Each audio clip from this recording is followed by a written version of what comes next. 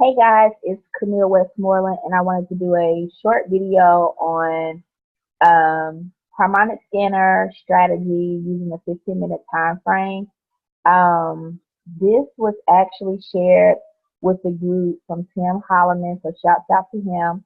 And so I back tested it a little bit, did some additional research, and so wanted to do this video to kind of give you guys some of the things that I'm looking for when entering trades from the scanner. I'm using this particular strategy. So if you'll give me a second to share my screen, I actually have up my web scanner as well as the downloaded version of the harmonic scanner. So I'm going to kind of go back and forth because there's a couple of things that I want to point out that I look for.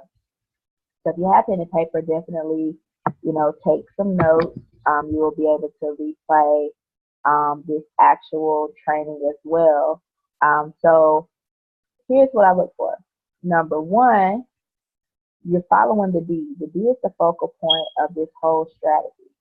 If the D is at the top, then it's a sell, okay? So another way to recognize a sell is if the entry point is here and your take profits are going down from the entry, it's a sell. If the entry point is what's here, but the take profits are going up away from the entry point, then it will be a buy. So that's how you recognize if you're actually entering a buy or a sell. Now, when you're focusing on the D, there's a couple of things that I'm looking for. Number one, I'm looking for the wick to touch the D. Now, let's be real clear. You want a wick. You don't want a candle. Because basically, you can have a couple of things happen. So let me pull up this other one because I just saw this and I was like, let me do the video. Okay, so it looks like the pattern actually went away because it messed up. So let me see if I can kind of give you an idea. So the pattern was here and the D was here, but the candle was touching the D.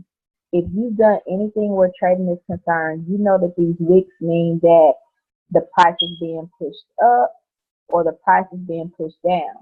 So you definitely want a wick in play because that means that it's pushing it in the direction you want to go. So then you're waiting on the confirmation candle to actually confirm that it is going in that direction.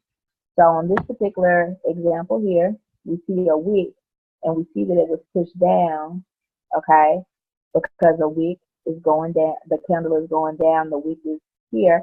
So you can see it's pushed down. So once the confirmation candle happened and you saw some solid red, you would enter this trade. And as you can see, it went to take profit 3, so you would ride this trade out. I pretty much do take profit 1 on all of my 15-minute trades. Just jump in, get a couple of pips, and then jump back out, and I'm done with that particular trade. Some people trade to take profit 2 or 3, so whatever you're comfortable with. I do recommend doing a trailing stop loss. So even though this stop loss is here, let's just say once you get down, trail it by maybe 10 pips or 7 pips or 5 pips, whatever you want to do. So if it got to take profit 1 and you're like, I still want to stay in, you want to go in and adjust your stop loss to a 5 pip difference. So just in case it retraces, it pulls you out and you're still in profit. So those are little things that you'll learn along the way. Don't focus on that too much. Continue to get on the IML Academy and all the trainings that we have to learn about that. Or you can even Google trailing stop loss or stop profit to understand how to do that. And if you don't really know, some people will just say, okay, once it gets to take profit, I'm going to put my stop loss at whatever this entry price is. Or once it gets to take profit 2, I'm going to put my stop loss at take profit 1. So that's another thing you can do so that you're securing profit as it keeps moving if you want to ride it a long time without actually taking the trade out. So let's go back. The first thing I'm looking for is the D and to make sure there's a wick connecting to the D. Once I see that, the next thing I'm looking for is where is the D in conjunction to the entry point. You always want to make sure that the D and the wick at least touch the entry point or break through the entry point before you actually prepare to enter the trade. You don't want to do it prematurely. Anytime that you see a pattern and the D or the pattern has yet to touch the entry line, that means that the pattern has not completed. When you get alerts and patterns from the harmonic scanner, the scanner is letting you know that patterns are forming. Based on harmonics and the dimensions that the pattern should be, it is saying the pattern will be complete once it hits the entry point. So if you're looking at this particular trade, and let's just say the D was right here, that pattern isn't complete yet, so you don't technically want to enter that trade. You want to wait for it to move up a little more. And so, of course, there'll be instances where that doesn't happen, but it goes down to hit profit, and you may feel like you're at a loss, but technically you're not. We get trades all the time, so don't feel like you have to trade everything. Don't get antsy, just be patient. So let's go back. The first thing I look for is the D. Is there a wick coming from the D or that touch the D?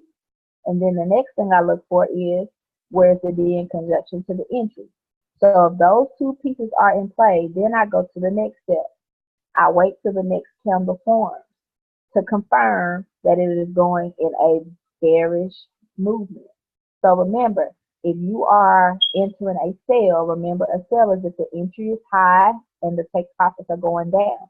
If you are entering a sell, your confirmation candle needs to be red. Okay? What I do, I don't wait till I see a flicker of red. I may watch the candle for 3 to 4 minutes or until I see consistent bearish movement. Okay? Now, sometimes it's not necessarily the second candle. I've seen that before. So, kind of go with your gut where that's concerned. But let me repeat it again. You look for the D. See if there's a candle wick that has touched that D. Remember, the wick coming up, down is showing you that the market is pushing down. This is a particular sell, so that's what you're looking for. So you're looking at a sell, so you want to see a wick forming on top, meaning the price is being pushed down. Then the next thing you want to make sure is that the D and that wick touching have at least crossed the entry to confirm that the pattern has completed, okay? And then the next thing you want to do is wait for that next candle to form. You want to confirm a bearish candle, meaning a red candle. Once that candle has confirmed enough for your liking, you go ahead and enter that sell, okay? And then once you enter that sell, go ahead and set your take profit 1 or 2 or 3, whichever you choose. And then once you're comfortable with your profit, take your profit or let it stay in the market until the end. You also have your stop loss that you want to put in there as well. So you're able to, control your losses. Now, another thing that I learned from Janelle Cherry, shout out, that if you look over here, you have a menu bar where you have long position and short position. Long means buy, short means sell. So in this particular case, this is a short. So the person that wants to calculate pips and see how many pips they have, you would click on short position, and then you would come to the entry point. So let's just say we entered about right here, okay? So you would click there. So it creates a table. So a couple things, you want to spread it out, and then you want to move this to the stop loss you're entering, and you want to move this to the take profit. So let's just say we're doing take profit 2. And technically, I don't see it for some reason. Maybe I haven't spread it out far enough. It would generally show you your pip. Let me take this off and do it again because I'm not sure why it's not showing. Okay, here we go. Alright, so as you can see, let's just say you open here. It's telling you your stop loss. If you see the 64, you just put a decimal between those 2 numbers, and it's telling you you're risking 6.4 pips. And if you take this entry all the way to take profit 2, you put the decimal between the last digit and the next one. So that's 11.6. So that's showing you that from that entry to the take profit, you will gain 11.6 pips. And so what that does for you is put you in, I'm sorry, I'm trying to delete it now. What that does for you is put you in position to be able to see your risk to reward. Okay. So I wanted to show you guys that because I thought that was pretty cool. And so that's what you're looking for. So let's see if that other one came back. I want to kind of show you an example of one. Let's see if I can find one that did what I was talking about earlier. So as you can see here too, you see a wick there. So you know that's, you know, opportunity. Now, with this particular strategy, and I clicked on a 15-minute, I wouldn't enter this particular one yet because it has not at least touched the entry point. So I would wait. Some people will get in, but as you can see, it's kind of like consolidating this now in a bearish movement, which means it's probably going to go down some more. So those are things you want to look for. Same thing here. It has yet to touch the actual entry to show completion, and you can even see here how the triangle, this white area, is basically this pattern is in the process of filling where it should fill. Okay, so I really want to show y'all another. Let me see if I can find another example. That would be great for you all to see. Let's look at your AUD and see what's going on with that one. So here's another good one. This is a buy. So remember, the entry is below, the take profit is higher. Okay. So remember, there are a couple of things you're looking for. Now, while this one did go to take profit 3, it never touched the entry. So I personally would not have entered it. A person that's a little bit more risky will probably enter it. Good thing is it went straight up, but in some cases, this D will move until it gets to this point in some instances. But, you know, market volatility, different things happening with the market can change a lot of that and what happens. So it's pretty much a judgment call. These are honestly just things that I personally look for. It's not necessarily law, but I've seen, you know, some pretty good results recently with kind of sticking to that plan and to that process. So I'm trying to find one more before I wrap because I don't want this video to be too long. But I know some people were asking some questions. So, you know, of course I wanted to answer.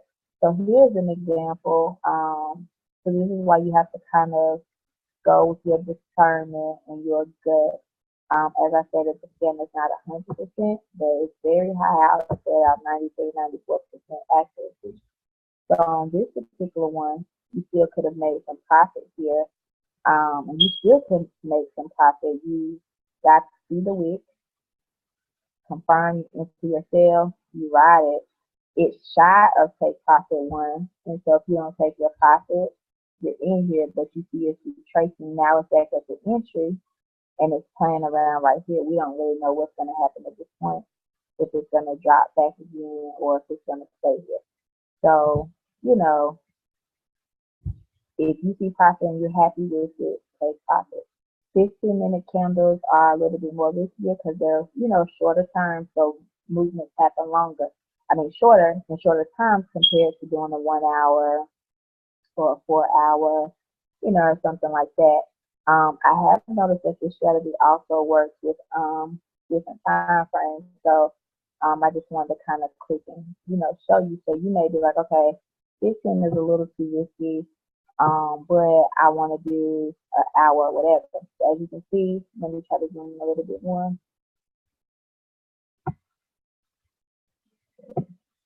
Okay, so as you can see, the D is here, the wick touched the D is over the entry. Waiting for the next candle. This is the hour chart. So keep in mind, like it's 1:39 p.m. where I am right now. So let's just say all of this is gone and I saw this wick and I saw this D and I saw it over here. I will be waiting until 2 o'clock for this candle to form. And I'll probably have to watch this candle for a while because it's a longer time frame to determine if I'm going to enter that trade or not. Once I enter in on that sale, I would technically roll that down and just hit take profit. Okay. So as you can see, like I said, it can work across the board with different time frames. It just depends on, you know, your preference. I definitely love the 15 minutes because I'm more interested in getting in and out. Okay, so here's a perfect example of what I was saying earlier. Let me show you.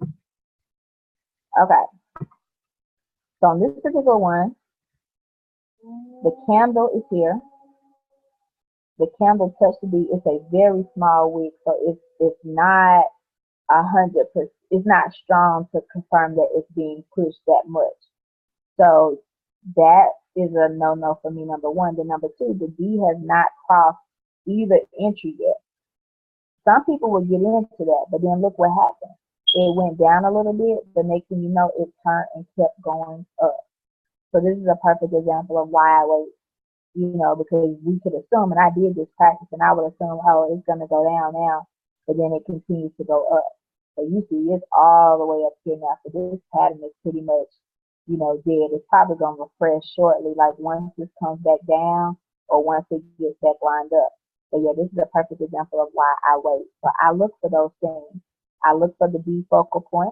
I look for the wick. I want to see a long wick. It don't have to be super long, but like this is just too short for comfort for me because it's more of a bullish movement than it is bearish. Okay, so that would have been no-no. That would have been a no-no. Then on top of that, it hadn't even penetrated either one of the entry zones yet. And so that's another no-no for me. And so I would have waited and watched. So I'll probably come back and check. Well, I don't really trade these, but I would come back and check if this is what I would trade to see. Okay, has it moved into the zone yet? Has the scanner updated that particular movement? So anyway, I hope this was helpful. If you have questions, always feel free to post them at the bottom of the video. Some of you have my number, connection on Facebook. You can post your questions there, but it'd be great for you to post them on the video because there may be other people who have the same questions, and we can get all of those answered there so everybody can see that feedback. So I hope this helps you guys. Post your profits and let me know how you're doing. I would love to hear that as well. Enjoy your day and be on the lookout for the next video.